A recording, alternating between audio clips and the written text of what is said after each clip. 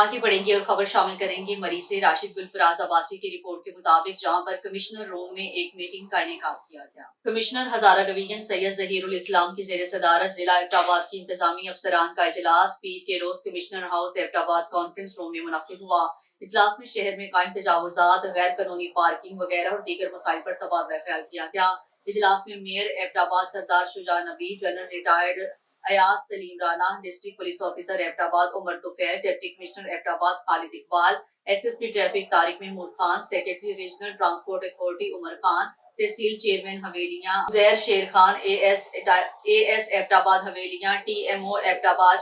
शकील हयात और Haveliyan cantonment board के अहदेदारान, वासा के अहदेदारान, ईवान तिजारत के अहदेदारान, वकला और सहाफी भी मौजूद थे। इस मौका पर एसएसपी ट्रैफिक तारिक महमूद खान की जानिब से बजरिया प्रेजेंटेशन शहर भर में कायम तजावुजात, गैर कानूनी पार्किंग, अड्डों वगैरह की निशानदही करवाई, जिस पर कमिश्नर हजारा ने शहर भर से तजावुजात, गैर कानूनी पार्किंग, गैर कानूनी अड्डों के खामे और एशिया खुरनोश की कीमतों की फहरिस्त के मुताबिक फराहमी और ट्रैफिक कंट्रोल के हवाले से टीम्स तश्कील दे दी, जिनका काम शहर भर से गैर कानूनी तजावुजात और पार्किंग का खात्मा करना है।